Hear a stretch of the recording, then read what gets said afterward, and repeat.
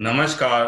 औद्योगिक प्रशिक्षण संस्थानों के व्यवसाय ड्राफ्ट्समैन मैकेनिक के विषय सैद्धांतिक की पाठ्यचर्या में अंकित प्रसंग इंटरसेक्शन एवं इंटरपेनिट्रेशन के विषय में आपको प्रशिक्षण प्रदान करूंगा।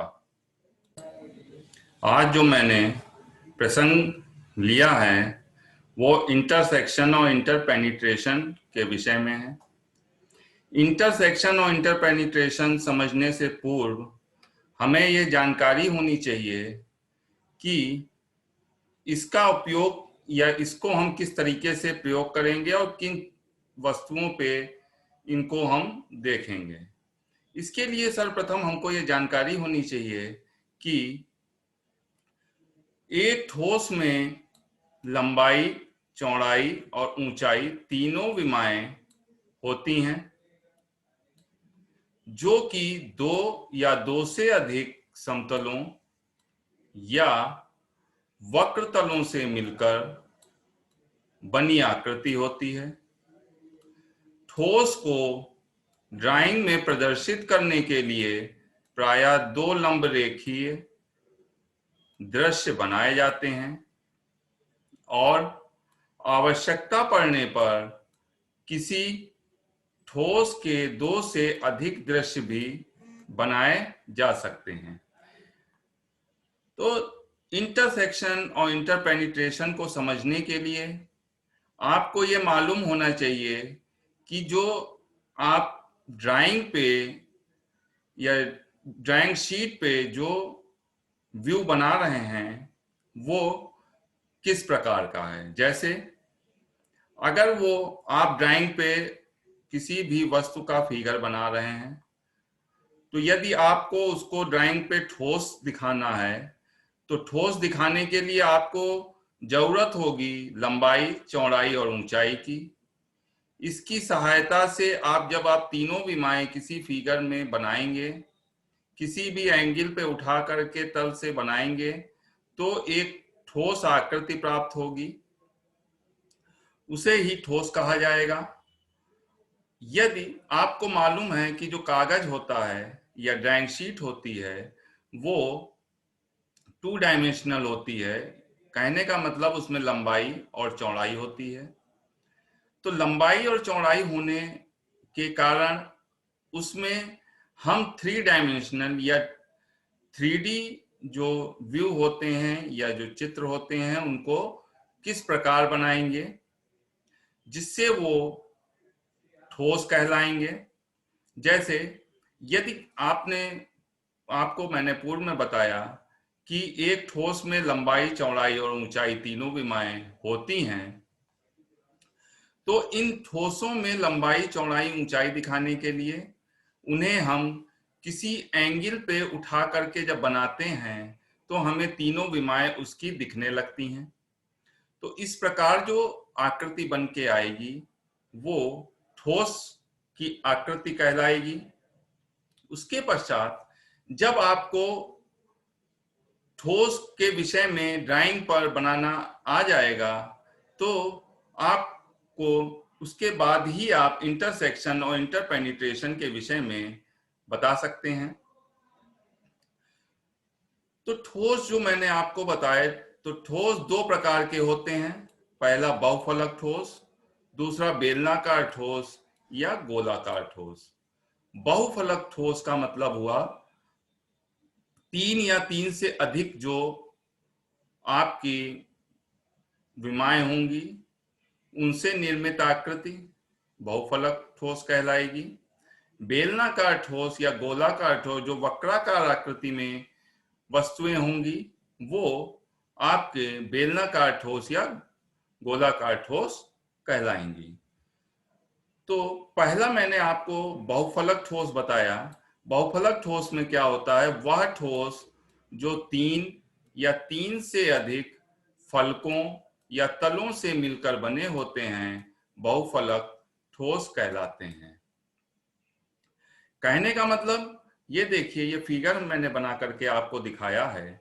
इस फिगर में ये देखिए, ये लंबाई दे रखी है इस वस्तु की, ये चौड़ाई दे रखी है और ये यहाँ ऊंचाई दे रखी है। तो ये 3 विमाएं आपको दिख रही हैं। इन 3 विमाओं को लेकर के ये आपका एक घन बनाया गया है और इस घन को ही हम कहेंगे बहुफलक ठोस।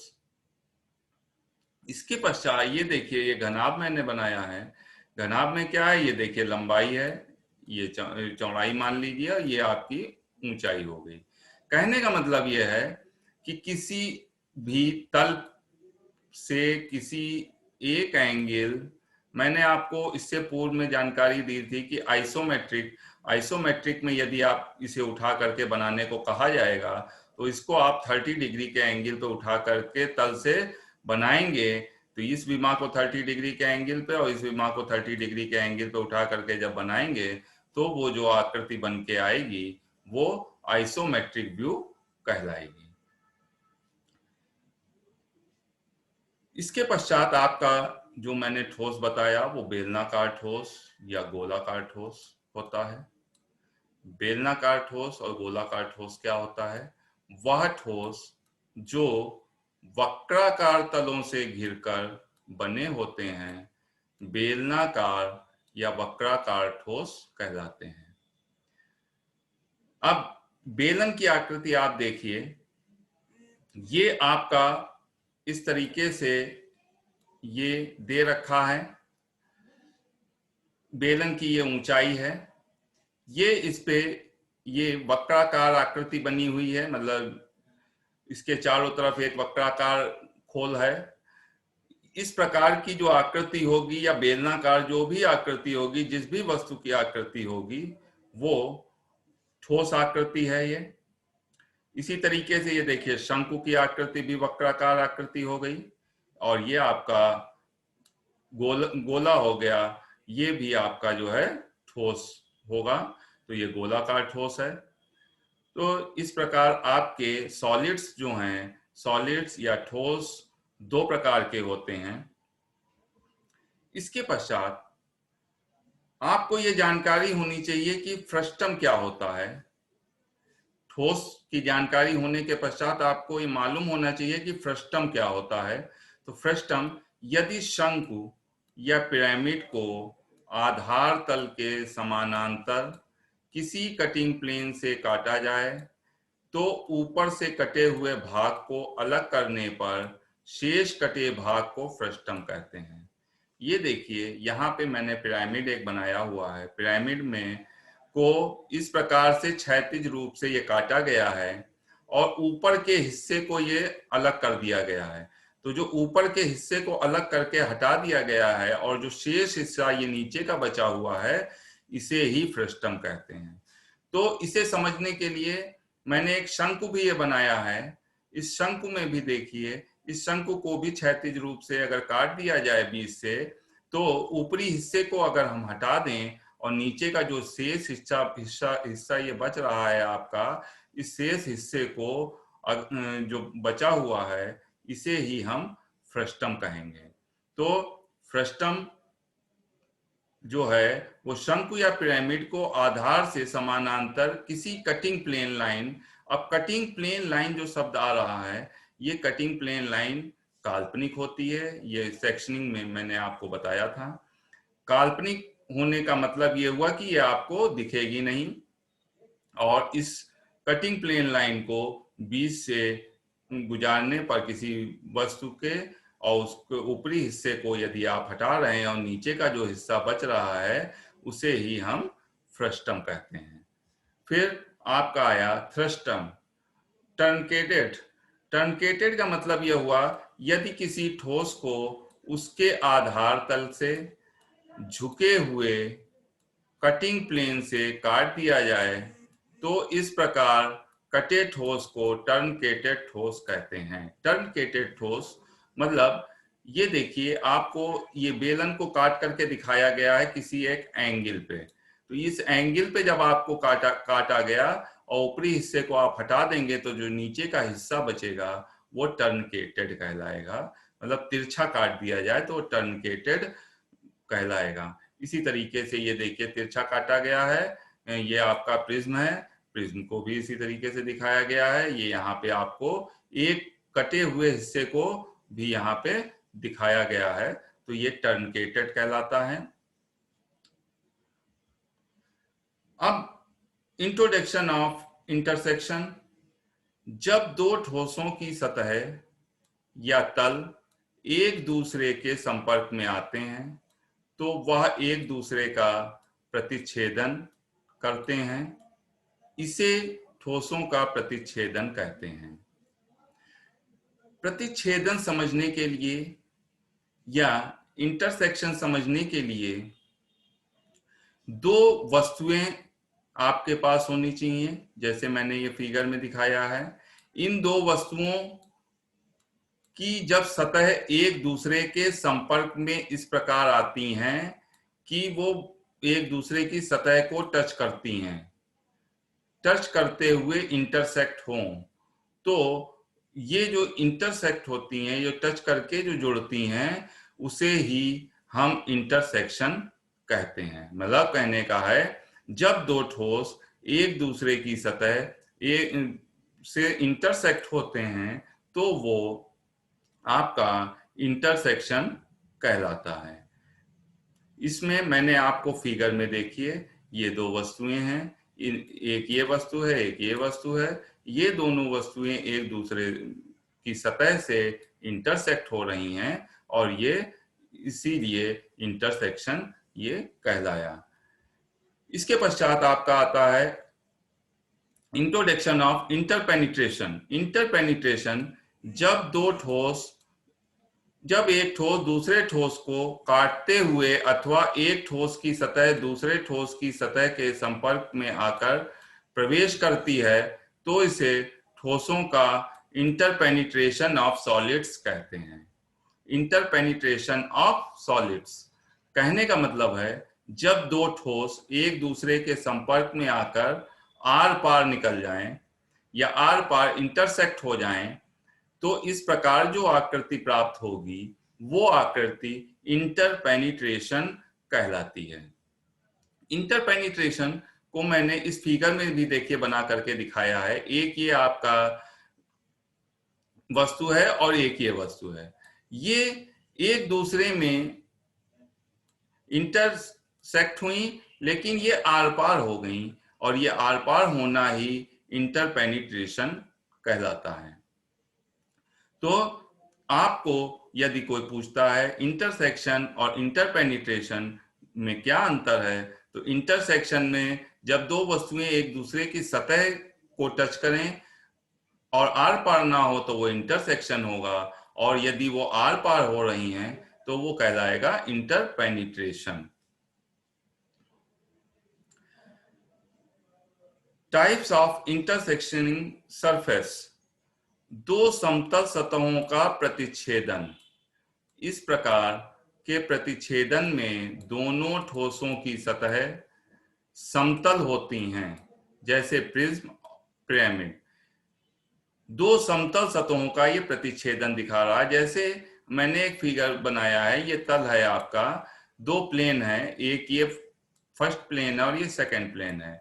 इन दो प्लेनों, ये दो प्लेन एक दूसरे को प्रतिच्छेदित कर रहे हैं, तो ये आपका दो समतल सतहों का प्रतिच्छेदन कहला रहा है।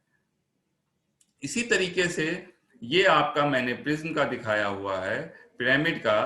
तो इस पिरामिड में आपका ये देखिए, ये फिगर बना हुआ है, ये एक दूसरे के आर पार हो रहा है, इंटरसेक्ट होकर के आर पार हो रहा है, तो इसको इंटरपेनिट्रेशन कहेंगे। तो इस प्रकार के जो प्लेन सतह होती हैं, दो समतल सतहों का जो समतल सतहें होंगी उनका जो इंटरसेक्शन होगा वो इस प्रकार जो होगा, जैसे प्रिज्म और पिरामिड आदि की जो वस्तुएं होती हैं, इन ये दो समतल सतहों का प्रतिच्छेदन कहलाता है। इसके पश्चात आता है दो गोलाकार सतहों का प्रतिच्छेदन। दो गोलाकार सतह, एक इस प्रकार के प्रतिच्छेदन में प्रतिच्छेदित दोनों ठोसों की सतह गोलाकार होती हैं, जैसे बेलन और शंकु या गोला। तो मैंने यहाँ पे आपको फिगर दिखाया है, ये देखिए, ये बेलन है और ये आपका ये गोला बना हुआ है।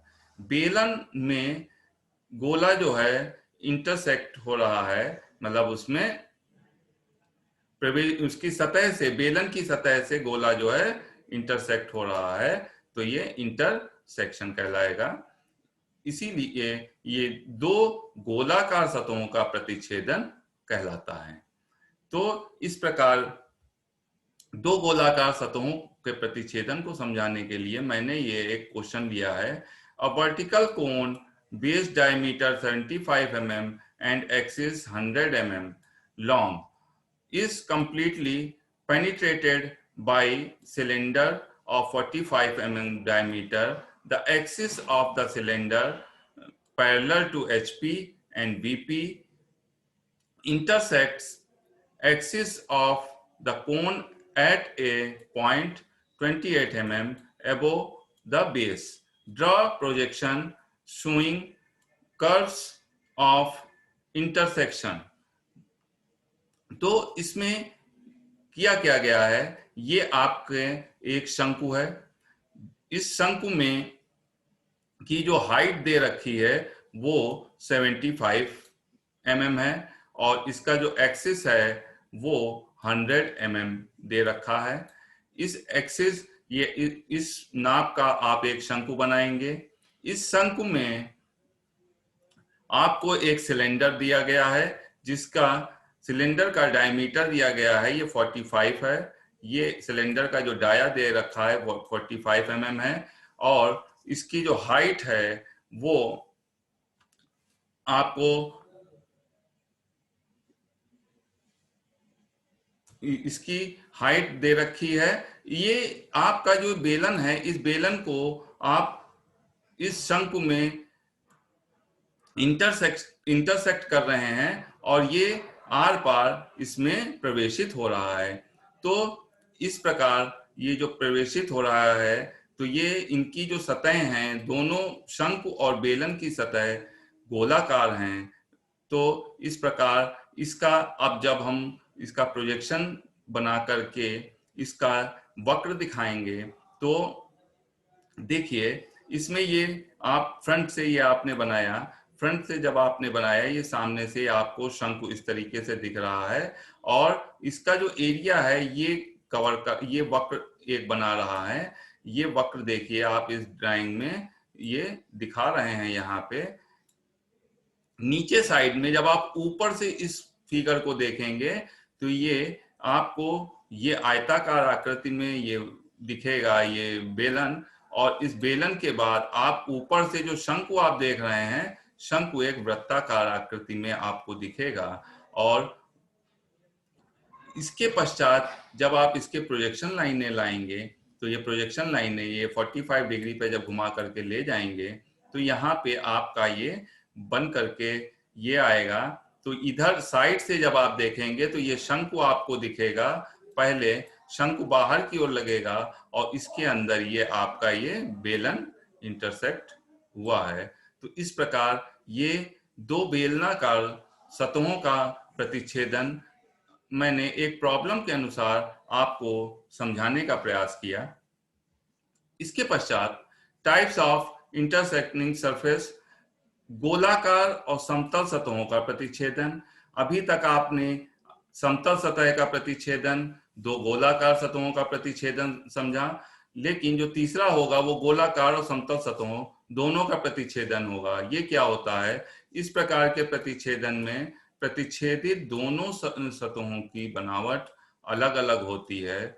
एक ठोस गोलाकार सतह से तथा दूसरी सतह समतल सतह से बनी होती है। ये देखिए मैंने एक फिगर भी शेयर किया है। इस फिगर में ये इस तरीके से ये देखिए ये बेलन बना हुआ है और ये बेलन एक प्रिज्म में, ये पिरामिड में आपका ये जो है इंटरसेक्ट हुआ है। और ये इस तरीके से जब इंटरसेक्ट हुआ है तो ये बेलन आपका गोलाकार है और ये पिरामिड जो है आपका ये समतल सतह का है। तो इस प्रकार ये जो इंटरसेक्टिंग कहलाएगा वो है गोलाकार और समतल सतहों का प्रतिच्छेदन कहलाता है। प्रतिच्छेदन और प्रतिप्रवेशन प्राप्त करने की विधि, रेखीय विधि। इस विधि के अंतर्गत ठोसों के पार्श्व, सतह पर और इंटरसेक्शन रेखा के रीजनल पार्ट में कुछ संख्या में रेखाएं खींची जाती हैं, अथवा दूसरे शब्दों में कहा जा सकता है कि ठोसों के साइड व्यू को कुछ भागों में आवश्यकता अनुसार विभाजित करके रेखाएं खींची जाती हैं। इसके बाद ठोसों के दृश्यों में इंटरसेक्ट करने वाले बिंदुओं को अंकित किया जाता है और अंत में संबंधित दृश्य में प्राप्त इन बिंदुओं को मिला दिया जाए तो इस प्रकार जो रेखा या वक्र प्राप्त होगा वह प्रतिच्छेदन कहलाता है, प्रतिच्छेदन की रेखा कहलाएगी। तो इस प्रकार ये जो आपका ये जो विधि है ये रेखीय विधि कहलाती है। इसको समझाने के लिए मैंने ये एक प्रॉब्लम आपके लिए रखी है। इसमें देखिए ये एक स्क्वायर प्रिज्म है, 30 mm इसका बेस है and 75 axis is completely penetrated by another square prism of 25 mm side and 70 mm axis horizontally. Both axes intersect and bisect each other. Two faces of penetrating prism and are 30-degree inclined to HP. Draw projection showing curves of intersections. ये देखिए आपके ये दो prism हैं, एक ये है, एक प्रिज्म ये आपका 30 mm बेस है इसका और 70 mm axis is completely penetrated. ये 70 इसका ये है और ये इस तरीके से ये एक दूसरे में इंटरसेक्ट हो रहे हैं, पेनिट्रेटेड हो रहे हैं। इसका फ्रंट से जब हम इसका व्यू बनाएंगे तो ये इस तरीके से इसमें दिखाई देगा और उसके पश्चात इसको जब हम ऊपर से देखेंगे तो ऊपर से इस प्रिज्म का ये वाला हिस्सा और ये हमको ये आयताकार दिखेगा। ये मैंने बना लिया और इस पे जितने हिस्से में ये इंटरसेक्ट हो रहा है उस हिस्से की पॉइंटिंग करके, उस हिस्से के नामकरण करके मैंने इसमें इसके बनाया है पॉइंटों को, जिससे ये पता चले कि कितने हिस्सों में ये हो करके इस पे जो है पेनिट्रेट हुआ है। तो इस प्रकार का जो पेनिट्रेशन होता है इसे, इसके पश्चात प्रतिच्छेदन और प्रतिप्रवेशन प्राप्त करने की विधि में कटिंग प्लेन मेथड आता है। इससे पूर्व आपने रेखीय विधि पढ़ी थी, अब ये कटिंग प्लेन मेथड है। इस विधि के अंतर्गत जब दो ठोसों की सतह आपस में संपर्क में आती हैं अथवा एक दूसरे को इंटरसेक्ट करती हैं तो इंटरपेनिट्रेशन अथवा इंटरसेक्शन रेखा या वक्र को निश्चित करने के लिए कटिंग प्लेन का प्रयोग किया जाता है, जिससे दी गई सतहों को या तो सीधी रेखा या तो वृत्त में काटा जाता है।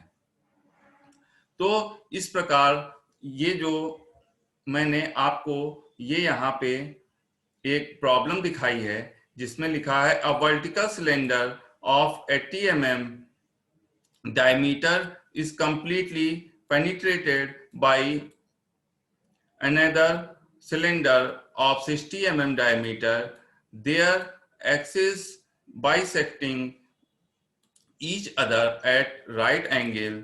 Draw their projections showing curves of penetration, assuming the axis of the intersecting cylinder to be parallel to the VP. मतलब है कि ये आपका ये जो दो बेलन हैं वर्टिकली, एक बेलन को वर्टिकली रखा गया है, एक बेलन को क्षैतिज रूप में रखा गया है।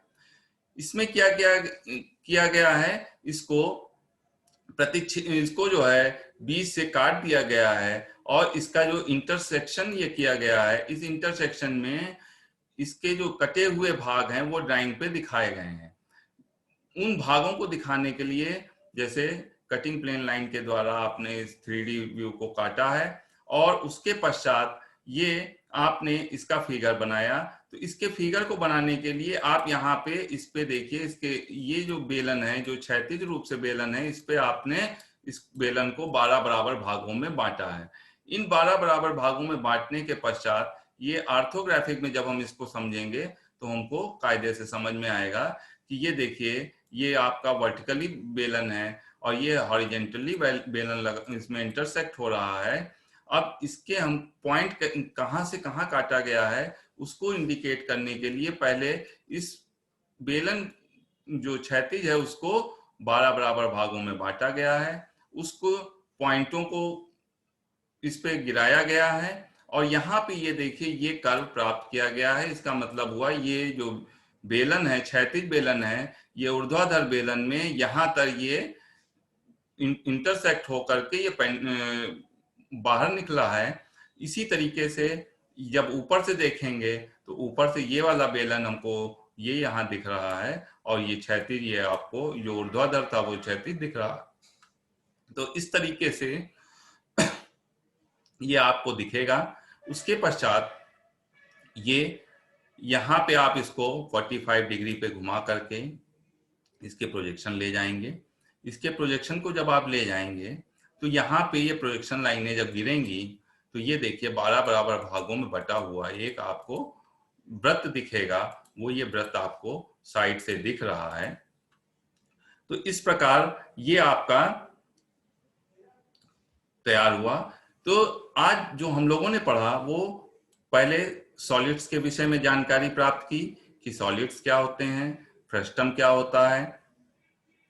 उसके पश्चात हमने इंटरसेक्शन और इंटरपेनिट्रेशन के विषय में जानकारी प्राप्त की कि इंटरसेक्शन यदि दो ठोस वस्तुएं एक दूसरे की सतह के संपर्क में आती हैं तो इस प्रकार ये जो सतह से मिलती हैं तो वो उसको इंटरसेक्शन कहते हैं।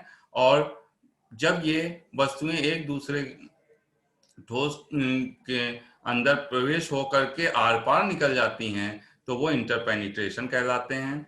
फिर उसके पश्चात हमने जाना कि दो समतल सतहों का प्रतिच्छेदन किस प्रकार से होगा। दो समतल सतहों से मतलब उसमें आपका जो है प्रिज्म है, पिरामिड है, इस तरीके की वस्तुएं, या दो गोलाकार सतहों का प्रतिच्छेदन जैसे बेलन, शंकु इत्यादि। फिर गोलाकार और समतल सतहों का प्रतिच्छेदन, गोलाकार और समतल सतहों से मतलब बेलन या प्रिज्म, इस तरीके की वस्तुएं जब होंगी तो उनका प्रतिच्छेदन किस प्रकार से होगा। प्रतिच्छेदन और प्रतिप्रवेशन प्राप्त करने की विधि की जानकारी प्राप्त की। तो इस प्रकार आज हम लोगों ने प्रतिच्छेदन और प्रतिप्रवेशन में ये जाना कि इसको इंग्लिश में इंटरसेक्शन और इंटरपेनिट्रेशन कहते हैं। तो इंटरसेक्शन जब दो वस्तुएं, जब दो ठोस वस्तुएं एक दूसरे के संपर्क में, एक दूसरे की सतह के संपर्क में आती हैं तो वो इंटरसेक्शन कहलाती हैं। और जब वो दोनों वस्तुएं एक दूसरे के आर पार निकल जाती हैं इंटरसेक्शन होकर के तो वो इंटरपेनिट्रेशन कहलाता है। तो इस प्रकार हम लोगों ने आज इसके विषय में जानकारी प्राप्त की। यदि इसके अलावा भी आपकी कोई जिज्ञासा रह गई हो तो आप इन बुक्स पे, मैकेनिकल ड्राफ्ट्समैन जीएल टमटा की बुक्स पर जा करके तथा ड्राफ्ट्समैन मैकेनिकल प्रीतम ठाकुर द्वारा लिखित बुक्स पे जा करके आप ये जानकारी कलेक्ट कर सकते हैं। तथा यदि आप और जानकारी को अपना बढ़ाना चाहते हैं तो bharatskillgov.in तथा विकिपीडिया पर भी जा करके आप इसके विषय में विस्तृत और जानकारी प्राप्त कर सकते हैं। आज मैंने आपको इंटरसेक्शन और इंटरपेनिट्रेशन पर प्रशिक्षण प्रदान किया। आशा है यह प्रशिक्षण भविष्य हेतु मददगार होगा। धन्यवाद।